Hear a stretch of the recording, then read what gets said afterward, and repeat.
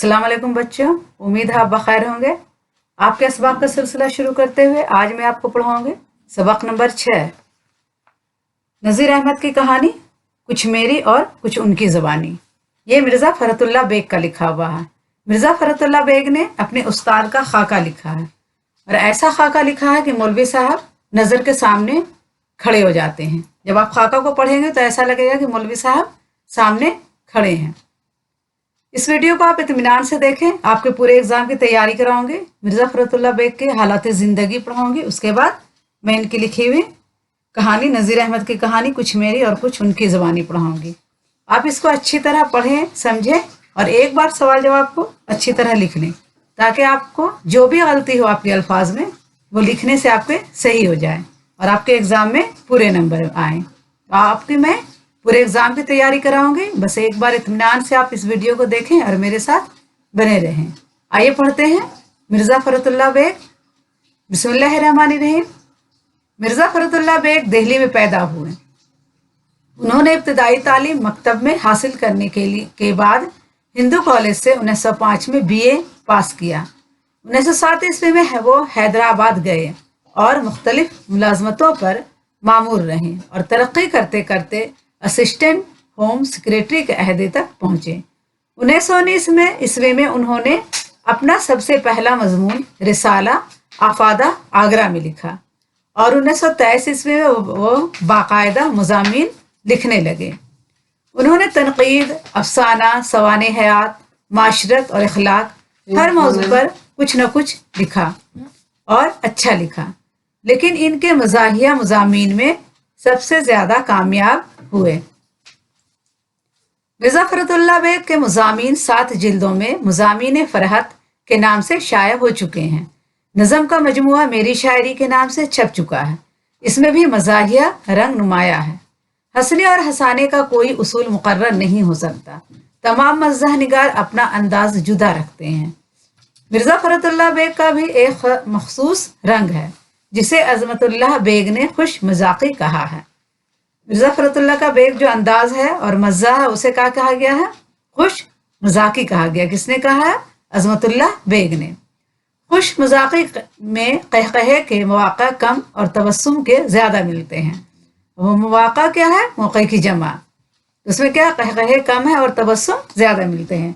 इनके यहाँ ऐसा इन्बिसात मिलता है जिसे देरपा कहा जा सकता है।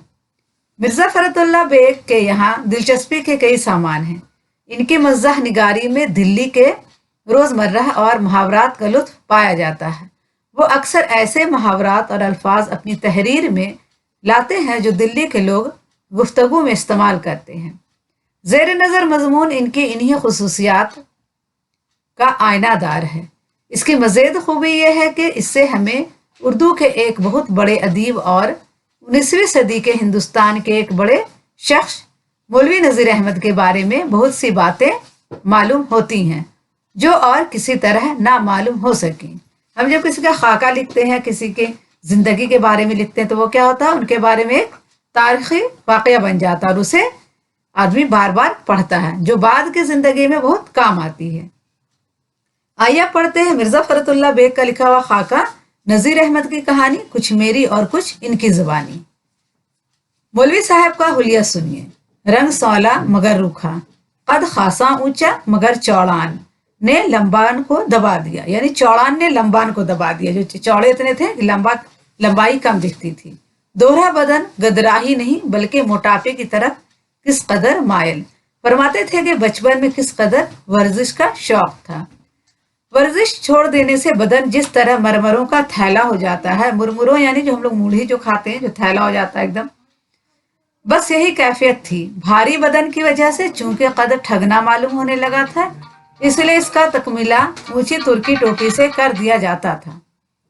कमर का फेर जरूरत से ज्यादा तोंद इस कदर बढ़ गई थी कि कमर में इजारबंद बांधने की जरूरत ही नहीं बल्कि तकलीफ दह समझा जाता था और महज एक गिरह को काफी ख्याल किया जाता था। गर्मियों में तहबंद बांधते थे। इसके पल्लू उड़सने के बजाय इधर उधर डाल लेते थे। यानी एक तरफ खोस लिया जाता लेकिन क्या करते थे? इधर उधर डाल लेते थे। मगर उठते वक्त बहुत एहतियात करते थे।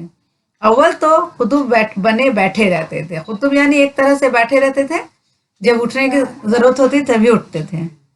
अगर उठना हुआ तो पहले अंदाजा करते थे कि फिलहाल उठने को मुलतवी किया जा सकता है कि नहीं। जरूरत ने बहुत ही मजबूर किया तो इजारबंद की गिरह या तहबंद के कोनों के अड़सने को दबाव तोंद पर डालते थे। सर बहुत बड़ा था, मगर बड़ी हद तक इसकी सफाई का इंतजाम कुदरत ने अपने इख्तियार में रखा था। जो थोड़े रहे सहे बाल थे वो अक्सर निहायत एहतियात से साफ करा दिए जाते थे, वरना बालों की ये कगर सफेद मुकेश की सूरत में टोपी के किनारों पर झालर का नमूना हो जाती थी। आंखें छोटी छोटी, जरा अंदर को धंसी होती थी। आंखें छोटी थी और अंदर की तरफ धंसी हुई थी। भवें घनी और आंखों के ऊपर साया फगन थी, यानी भवें का साया था। आंखों में गजब की चमक थी, वो चमक नहीं जो गुस्सा के वक्त नमूदार होती है, बल्कि ये वो चमक थी जिसमें शोखी और जहानत कूट कूट कर भरी थी। आंखों में जो चमक थी कैसी थी? गुस्सा वाली चमक नहीं थी, बल्कि शोखी और जहानत वाली चमक थी। अगर मैं इनको मुस्कुराती हुई आंखें कहूं तो भेजा ना होगा। कल्ला जबड़ा बड़ा जबरदस्त पाया था, चूंकि दहाना भी बड़ा था और पेट के मुहित ने सांस के लिए गुंजाइश बढ़ा दी थी, इसलिए निहायत ऊंची आवाज में बगैर खींचे बहुत कुछ कह जाते थे। आवाज में गरज थी, मगर लोच के साथ। कोई दूर से सुने तो ये समझे कि मौलवी साहब किसी को डांट रहे हैं, लेकिन पास बैठने वाला हंसी के मारे लौट रहा हो। जोश में आकर जब आवाज बुलंद करते थे तो मालूम होता था कि तरन्नुम बज रहा है, इसलिए बड़े बड़े जलसों पर छा जाते थे। जोश में आकर जब जोर से बोलते थे तो बड़ी अच्छी आवाज होती थी, लगता था तरन्नुम बज रहा, और बड़े बड़े जलसों पर छा जाते थे। नाक किस कदर छोटी थी और नथने भारी। ऐसी नाक को गवारों की इस्तिलाह में गाजर और दिल्ली वालों की बोलचाल में फुल्की कहा जाता है। फुल्की यानी पकौड़ी की तरह नाक। गो मतानत छूकर नहीं गई थी, लेकिन जिस्म के बोझ ने रफ्तार में खुद ब खुद मतानत पैदा कर दी थी। दाढ़ी बहुत छिदरी थी, एक एक बाल बासानी गिना जा सकता था। दाढ़ी की वजह कुदरत ने खुद फ्रेंच फैशन बना दी थी। वजह यानी बनावट कैसी थी? फ्रेंच की तरह थी, फ्रेंच फैशन बना दी थी। उन्होंने अपने बारे में बताया, लो भाई हम तो बहुत गरीब लोग थे, ना खाने की रोटी ना पहनने को कपड़ा। तालीम का शौक था, इसलिए फिरता फिराता पंजाबियों के कटरे की मस्जिद में आकर ठहर गया। यहाँ के मौलवी साहब बड़े आलिम थे, उनसे पढ़ता और तवक्कल पर गुजारा करता, यानी अल्लाह के जात पर गुजारा करता। मौलवी साहब के 2-4 शागिर्द और भी थे, इन्हें भी पढ़ाते और मुझे भी पढ़ाते। दिन रात पढ़ने के सिवा कुछ काम ना था। थोड़े से दिनों में मैंने कलाम मजीद पढ़कर अदब पढ़ना शुरू किया। 4 बरस में मुअल्लिकात पढ़ने लगा। गो मेरी उम्र 12 साल की थी, मगर कद छोटा होने की वजह से 9-10 बरस का मालूम होता था। पढ़ने के अलावा मेरा काम रोटियां समेटना था। सुबह हुई और मैं छड़ी हाथ में लेकर घर घर रोटियां जमा करने निकला। रोटियां समेटना यानी आस पड़ोस लोगों से रोटी मांग कर लाते थे। किसी ने रात की बची हुई दाल ही दे दी, किसी ने कीमा की लगदी ही रख दी, किसी ने 2-3 सूखी रोटियों ही पर टरखाया। गर्ज रंग बिरंग का खाना जमा हो जाता। मस्जिद के पास ही अब्दुल खालिक साहब का मकान था। अच्छे खाते पीते आदमी थे। इन्हीं के बेटे डिप्टी अब्दुल हामिद हैं, जो सामने मकान में रहते हैं। इनके यहाँ मेरा कदम रखना मुश्किल था। इधर मैंने दरवाजे में कदम रखा, उधर इनकी लड़की ने टांग ली। जब तक 1-2 सेर मसाला मुझसे ना पिसवा लेती, ना घर से निकलने देती, ना रोटी का टुकड़ा देती। उनकी बेटी तो क्या करती थी, इनसे मसाला पिसवाती थी। खुदा जाने कहां से महल्ले भर का मसाला उठा लाती थी। पीसते पीसते हाथों में गट्टे पड़ गए थे। जहां मैंने हाथ रोका और उसने बट्टा उंगलियों पर मारा, बखुदा जान से निकल जाती थी। मैंने मौलवी साहब से कई दफा शिकायत भी की, मगर उन्होंने टाल दिया। खबर नहीं मुझसे क्या दुश्मनी थी। लड़की क्या करती थी, रोज इनसे मसाला पिसवाती थी।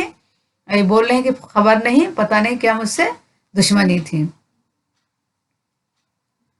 खबर नहीं मुझसे क्या दुश्मनी थी। ताकीद कर दिया करते थे कि अब्दुल खालिक साहब के मकान में ज़रूर जाना।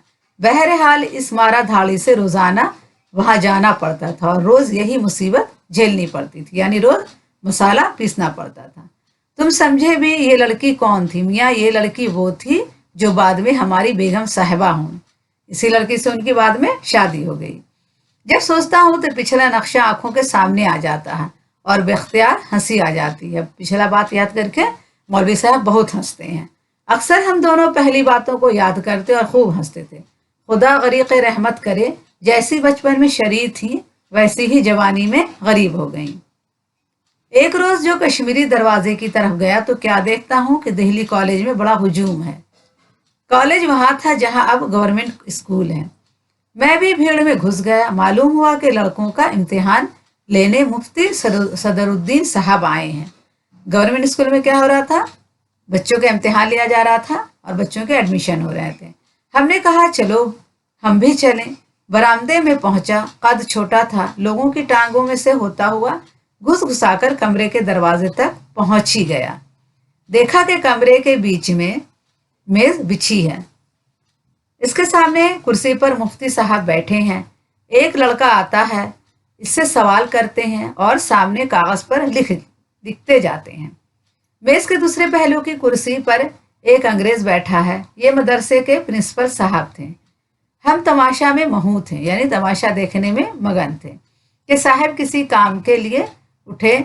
चपरासियों ने रास्ता साफ करना शुरू किया। साहब किसी काम के लिए उठे तो चपरासी ने क्या किया? उनके लिए रास्ता साफ करना शुरू किया। जो लोग दरवाजा रोके खड़े थे वो किसी तरह पीछे हटते ही नहीं थे। चपरासी जबरदस्ती धकेल रहे थे। गर्ज इस धक्का पेल में मेरा कुलिया हो गया। दरवाजे के सामने संगे मरमर का फर्श था। इस पर से मेरा पांव रपटा और मैं धम से गिरा। क्या हो गया? पांव फंस गया और वो गिर गए। इतनी देर में प्रिंसिपल साहब भी दरवाजे तक आ गए। उन्होंने जो मुझे गिरते देखा तो दौड़कर मेरी तरफ बढ़े। मौलवी साहब अपने बचपन की कहानी सुना रहे हैं और बता रहे हैं कि उनका कॉलेज में कैसे दाखिला हुआ। मुझे उठाया, पूछते रहे कहीं चोट तो नहीं आई। इनकी शफकत आमेज बातें अब तक मेरे दिल पर कलनक्श फिलहिज्र हैं। बातों ही बातों में पूछा, यानी पत्थर पर जैसे कोई बात लिख दी जाती वैसे इनके दिल पर यह बात अभी तक छपी हुई है। बातों ही बातों में पूछा, मियाँ साहबजादे क्या पढ़ते हैं? मैंने कहा कि मौलिकात। इनको बड़ा ताज्जुब हुआ। फिर पूछा। मैंने फिर वही जवाब दिया। मेरी उम्र पूछी। मैंने कहा मुझे क्या मालूम। वो मेरा हाथ पकड़कर बजाय अपने काम को जाने के सीधा मुझको मुफ्ती साहब के पास ले गए और कहने लगे, मुफ्ती साहब ये लड़का कहता है मैं मौलिकात पढ़ता हूँ, जरा देखिए तो सही सच कहता है या यूं ही बातें बनाता है। मुफ्ती साहब ने कहा, बोलो तो क्या पढ़ता है? मैंने कहा मौलिकात। कहने लगे कहाँ पढ़ता? मैंने कहा पंजाबियों के कटरे की मस्जिद में। फिर कहा मौलिकात दूं पढ़ेगा? मैंने कहा लाइए। उन्होंने मेज पर से किताब उठाई और मेरे हाथ में दे दी और कहा यहाँ से पढ़।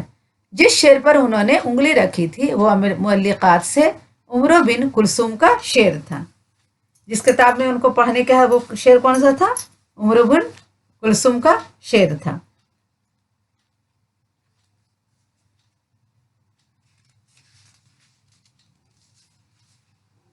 मौलिकात किसे कहते हैं आपको अब मैं समझाती हूँ। मौलिक की जमा है। कहा जाता है कि कदीम अरब में तरीका था कि हर साल की शायरी के सबसे अच्छे नमूनों को खाना काबा के दरवाजे पर आवेजा कर दिया जाता था।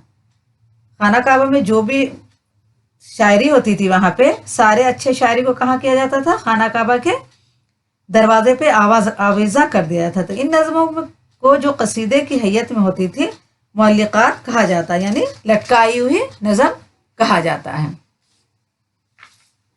इनकी तादाद 7 बताई गई है।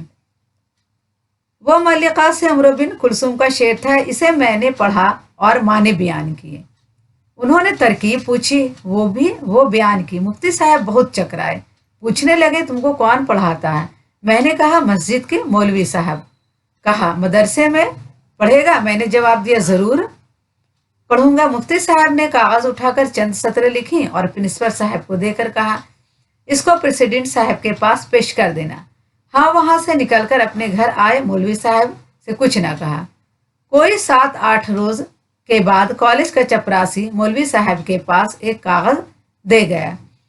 इसमें लिखा था कि नज़ीर अहमद को कॉलेज में दाखिला करने की इजाज़त हो गई है। कल से आप इसे कॉलेज में आने की हिदायत कर दीजिए। इसका वजीफा भी हो गया है। चपरासी तो ये हुक्म देकर चलता बनवा। मौलवी साहब ने मुझे बुलाया, खत दिखाया और पूछा, ये मामला क्या है? मैंने कुछ जवाब ना दिया। जब ज़रा सख्ती की तो तमाम वाक़या बयान किया। वो बहुत खुश हुए और दूसरे रोज़ ले जाकर मेरा हाथ प्रिंसिपल साहब के हाथ में दे दिया।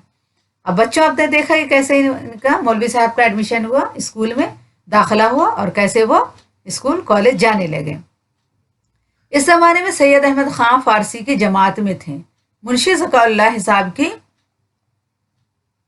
जमात में और प्यारे लाल अंग्रेजी की जमात में पढ़ते थे। मैं अरबी की जमात में शरीक हुआ। मैंने कहा, मौलवी साहब आपकी जमात कहाँ बैठती थी? कहने लगे, प्रिंसिपल साहब के कमरे के बाजू में जो छोटा कमरा है, इसमें हमारी जमात थी। दूसरे पहलू में जो कमरा है, इसमें फारसी की जमात। दानी ने कहा, मौलवी साहब आपके इख्तियार में मुज़ामीन क्या थे? मौलवी साहब हंसे और कहा, मियाँ दानी, हम पढ़ते थे, आजकल के तालिब इल्मों की तरह घास नहीं काटते थे। मौलवी साहब फ़क़रे का बहुत इस्तेमाल करते थे। अरे भाई, एक ही मजमून की तकमील करना दुश्वार है। मौलवी साहब का कहना था कि एक ही मजमून को मुकम्मल पढ़ो, अच्छे से पढ़ो, उसी की तकमील करो। आजकल पढ़ाते नहीं, ला देते हैं। आजकल पढ़ा, आज पढ़ा, कल भूला। आज की तालीम क्या है? पढ़ाते नहीं बल्कि ला देते हैं। बच्चों को ज़रूरत से ज़्यादा पढ़ना होता है। पहले एक ही मज़ामीन पढ़ते थे, लेकिन उसमें मुकम्मल इल्म हासिल करते थे।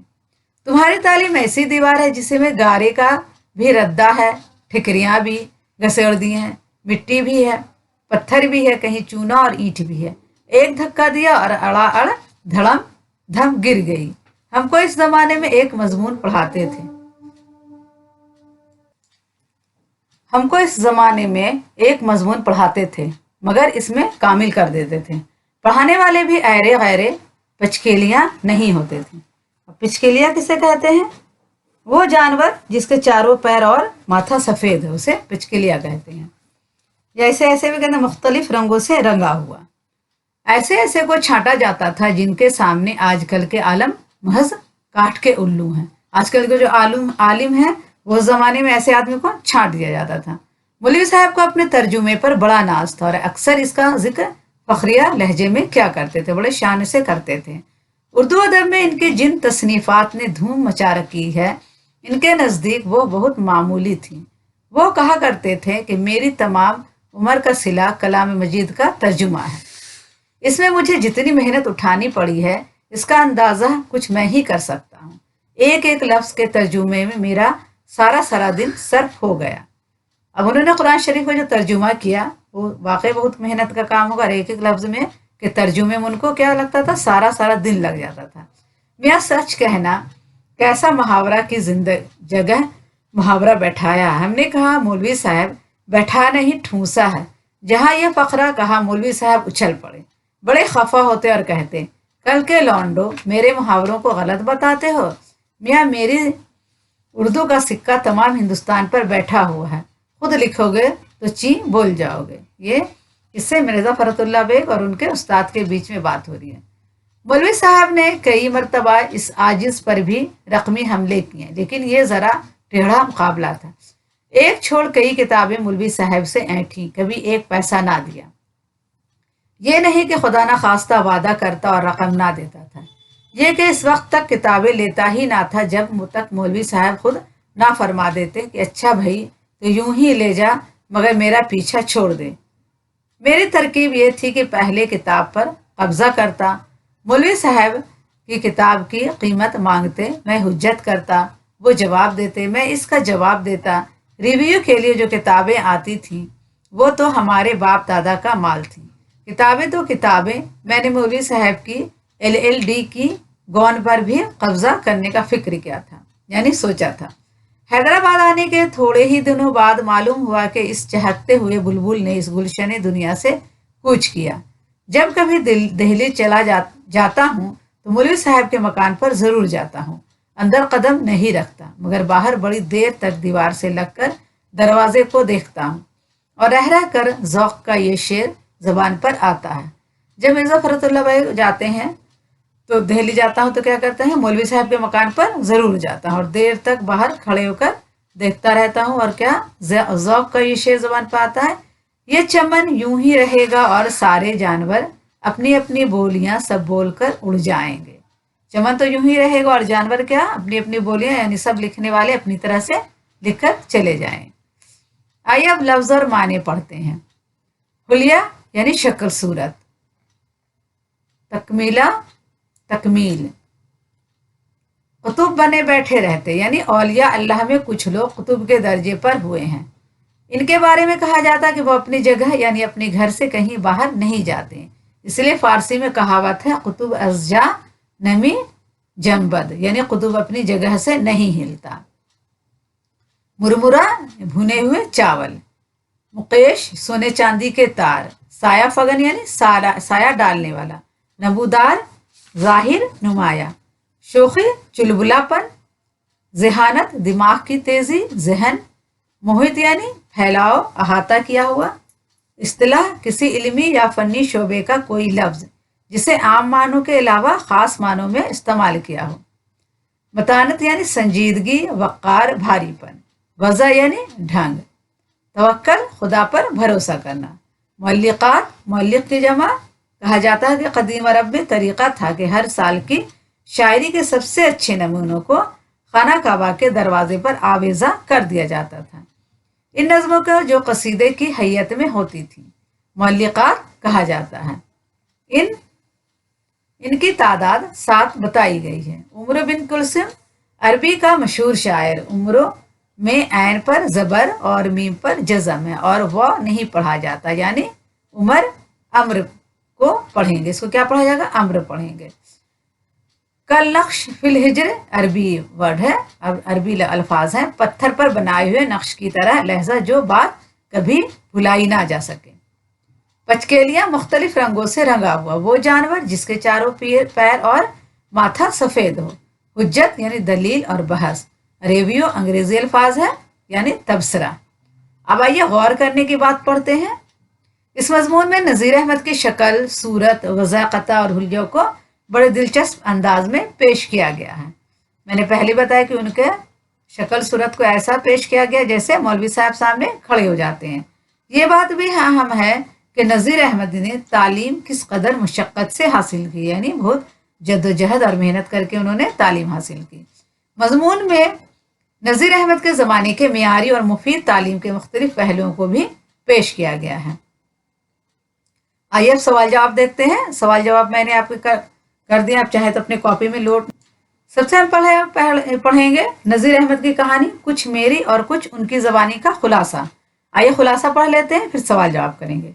मिर्ज़ा फ़खरुद्दीन बेग ने अपने इस खाका में नज़ीर अहमद की शक्ल व सूरत, वज़ाक़ता और हुलिया को दिलचस्प अंदाज में पेश किया है। इसके बाद मेहनत से हासिल की हुई तालीम का जिक्र किया है। इसी के साथ इनकी तसनीफ़ व तालीफ और दर्स व तदरीस का भी बयान किया गया है। खाका में नज़ीर अहमद के ज़माने की मियारी और मुफीद तालीम के मुख्तलिफ पहलुओं को भी पेश किया गया है।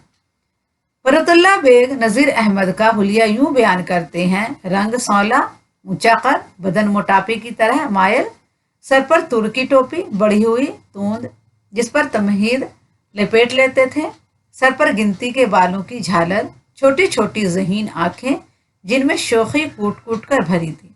उन्होंने आंखों के मुस्कुराती आंखें कहा है, दहाना चौड़ा, जबड़ा बड़ा, आवाज़ ऊंची और पाटदार, छिदरी दाढ़ी, कुदरती तौर पर फ्रेंच कट। इसके बाद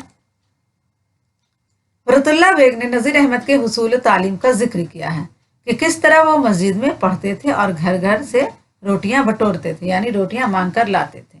इसके बाद वो किस तरह दिल्ली कॉलेज तक पहुंचे और किस तरह तालीम हासिल की।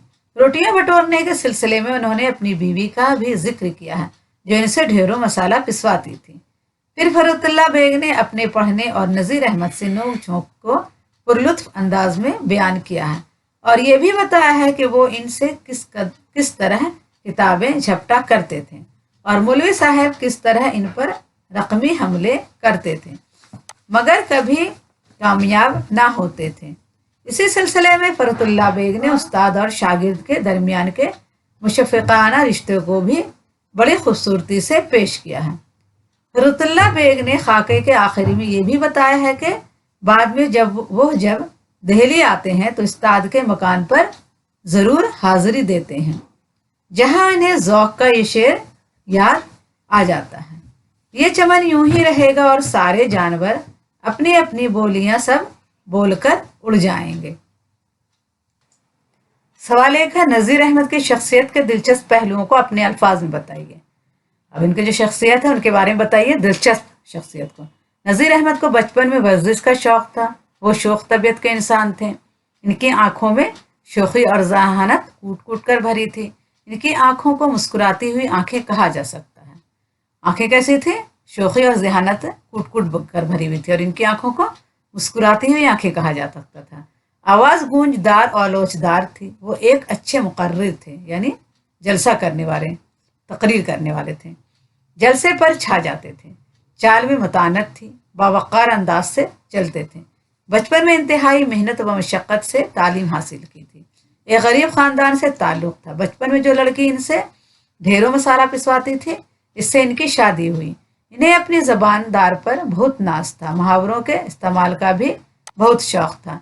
इन्हें अपने तर्जुमे पर भी बड़ा नाज था। खुसूसन वो कलाम मजीद के तर्जुमे को हासिल हयात समझते थे। लेन देन के मामले में बहुत सख्त थे। शागिर्दों को बड़ी शफ़क़त से पढ़ाया करते थे, यानी बहुत मोहब्बत से पढ़ाते थे। सवाल 2 है, नज़ीर अहमद ने अपने बचपन के किन वाक़यात का जिक्र किया है? जवाब लिखेंगे, नज़ीर अहमद ने अपने बचपन के 2 वाक़यात का जिक्र किया है। उन्होंने अपने बारे में बताया, हम बहुत गरीब लोग थे। ना खाने को रोटी, ना पहनने को कपड़ा। तालीम का शौक़ था, इसलिए फिरता फिराता पंजाबियों के कटरे की मस्जिद में आकर ठहर गया। यहाँ के मौलवी साहब बड़े आलिम थे और तवक्कल पर गुजारा करते थे। मौलवी साहब बड़ी मेहनत से पढ़ाते थे। थोड़े दिनों में मैंने कलाम मजीद पढ़कर अदब पढ़ना शुरू किया। 4 बरस में मुअल्लिक़ात पढ़ने लगा। पढ़ने के अलावा मेरा काम रोटियां समेटना था। सुबह हुई और मैं छड़ी हाथ में लेकर घर घर रोटियां जमा करने निकला। किसी ने रात की बची हुई दाल ही दे दी, किसी ने कीमा की लगदी ही रख दी, किसी ने 2-3 सूखी रोटियों पर टरखा दिया। रोटियां लेने वो हर रोज अब्दुल हामिद के मकान पर भी जाते थे। इनकी लड़की नज़ीर अहमद से ढेरों मसाला पिसवाती थी, तब जाकर रोटी देती थी। जहां वो हाथ रोकते थे वो बट्टा इनके हाथों में मारती। बाद में यही लड़की इनकी अहलिया बनी। ये बहुत दिलचस्प कहानी है। एक दिन नज़ीर अहमद दिल्ली के कॉलेज जा पहुंचे, जहां मुफ्ती सदरुद्दीन लड़कों का इंटरव्यू ले रहे थे। बड़ा हुजूम था। धक्का मुक्की में नज़ीर अहमद का पैर फिसला और ये गिर गए। अंग्रेज प्रिंसिपल ने उन्हें उठाया और इनसे शफकत आमेज बातें की और मुफ्ती साहब से इनका इंटरव्यू लेने के लिए कहा। जब सदरुद्दीन को ये मालूम हुआ कि ये पंजाबियों के कटरे की मस्जिद के मौलवी साहब से पढ़ता है और मुअल्लिक़ात पढ़ रहा है, तो वो ना सिर्फ हैरतज़दा हुए बल्कि नज़ीर अहमद के दाखिले की सिफारिश भी कर दी और यूं नज़ीर अहमद दिल्ली कॉलेज में दाखिल हो गए। इस ज़माने में सर सैयद अहमद खान ज़काउल्लाह और प्यारे लाल भी वहाँ पढ़ते थे। सवाल 3 है, नज़ीर अहमद के साथ पढ़ने वालों में कौन कौन से अदीब शामिल थे? जवाब लिखेंगे, नज़ीर अहमद के साथ पढ़ने वालों में सर सैयद अहमद खान फारसी की जमात में थे, मुंशी ज़काउल्लाह से हिसाब की जमात में और मास्टर प्यारे लाल अंग्रेजी की जमात में पढ़ते थे।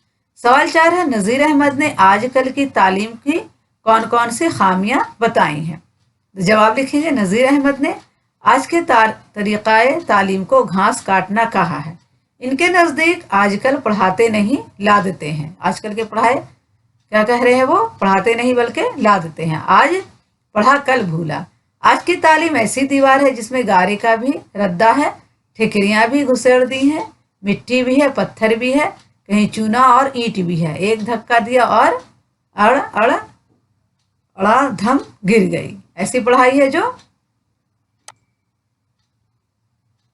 आइए अब पढ़ते हैं अमली सरगर्मियाँ। इसमें क्या पढ़ेंगे देखिए। आपको नज़ीर अहमद की कौन सी बातें अच्छी लगी। तो हम जवाब लिखेंगे हमें नज़ीर अहमद की हंसोड़ फितरत यानी हंसने की जो फितरत है, इनकी ज़हानत, वो ज़हीन भी बहुत थे। शागिर्दों को शिफ़क़त से पढ़ाना यानी शिफ़क़त, मोहब्बत और लगन से पढ़ाना। मामले और लेन देन में खरा होना। खतीबाना अंदाज यानी तकरीर करना, बहुत अच्छा तकरीर करते थे। पुरमज़ा असलूब बयान, आजिज़ी व इनकिसारी, लगन और जस्तजू, मेहनत और जस्तजू भी बहुत थी। तालीम हासिल करना बहुत अच्छा लगा, उनकी ये सब बातें हमें बहुत अच्छी लगी। सवाल 2 है, सबक में जहाँ मज़ाहिया अंदाज इख्तियार किया गया है इसकी निशानदेही कीजिए। इस सबक में मिर्ज़ा फ़खरुद्दीन बेग ने जगह जगह मज़ाहिया अंदाज इख्तियार किया है। मसलन चौड़ान ने लंबान को दबा दिया, यानी चौड़ाई की वजह से लंबा कम लगती थी। वर्जिश छोड़ देने से बदन जिस तरह मुरमुरों का थैला हो जाता है, बस यही कैफियत है। सर बहुत बड़ा था मगर बड़ी हद तक इसकी सफाई का इंतज़ाम कुदरत ने अपने अख्तियार में रखा था, यानी बाल बहुत कम थे इसलिए बाल की ज़्यादा सफाई नहीं करनी पड़ती थी। जो थोड़े रहे सहे बाल थे वो अक्सर निहायत एहतियात से साफ कर दिए जाते थे। बाल बहुत हल्के थे सर में, वो भी हमेशा साफ करवा दिए जाते थे, वरना बालों की कगर सफ़ेद मुकेश की सूरत में टोपी के किनारों पर झालर का नमूना हो जाती थी। यानी बाल जो बड़े बड़े थे, टोपी लगाने से क्या होता था, बाल किनारे किनारे झालर की तरह लटकते थे, ऐसे लगता था मुकेश की तार की तरह झालर बने हैं। नाक किस कदर छोटी और नथने भारी, एक ऐसी नाक को गवारों की इस्तिलाह में, गाजर और दिल्ली वालों की बोलचाल में फुल्की कहा जाता है। दाढ़ी बहुत छिदरी थी और एक एक बाल बआसानी गिना जा सकता है, यानी बहुत फैली हुई दाढ़ी थी और बहुत हल्की दाढ़ी थी, दूर दूर में एक एक बाल था। दाढ़ी की वजह कुदरत ने खुद फ्रेंच फैशन बना दी थी। दाढ़ी की बनावट ऐसी थी ऐसा लगता था फ्रेंच कट बाल बना हुआ है। पढ़ने के अलावा मेरा काम रोटियां समेटना था। सुबह हुई और मैं छड़ी हाथ में ले घर घर रोटियां जमा करने निकला। किसी ने रात की बची हुई दाल ही दे दी, किसी ने कीमा की लगदी रख दी, किसी ने 2-3 सूखी रोटियों पर ही टरखा दिया। मेरी तमाम उम्र का सिला कलाम मजीद का तर्जुमा है। मियाँ सच कहना कैसा मुहावरा की जगह मुहावरा बैठाया है। हमने कहा मौलवी साहब बैठाया नहीं ठूंसा है। आइए अब देखते हैं मुंदरज झैल मुहावरात को अपने जुमलों में इस्तेमाल कीजिए। यहाँ मुहावरात दिए हुए हैं, इसको अपने जुमले में इस्तेमाल करना है। काठ का उल्लू होना, पत्थर की लकीर होना, तवक्कल पर गुजारा करना, ये मुहावरा है। पहला है काठ का उल्लू होना, बेवकूफ़ होना, यानी आजकल के दौर में काठ का उल्लू होना बहुत तकलीफ देता है, यानी बेवकूफ़ बनना बहुत तकलीफ होता है। पत्थर की लकीर होना, जिनमें तब्दीली मुमकिन ना हो, जिसमें तब्दीली मुमकिन ना हो, वो अपनी बात को पत्थर की लकीर समझता है। तवक्कल पर गुजारा करना, खुदा पर भरोसा करना। तवक्कल पर गुजारा करना यानी खुदा पर भरोसा करना। गरीब लोग तवक्कल पर गुजारा करते हैं। ठीक है बच्चों, आज मैंने सारे काम करवा दिए हैं, खुलासा भी और इनके हालात, राइटर के हालात, मुसन्निफ के हालात ज़िंदगी भी करा दिए हैं। अब उम्मीद है आपको सब समझ में आ गया होगा। अगर एक बार नहीं समझ में आए तो आप इसे दोबारा ज़रूर देख लें ताकि आपका एक एक सवाल जवाब अच्छी तरह हो जाए। फिर अगली वीडियो में मुलाकात करेंगे। अल्लाह हाफिज़।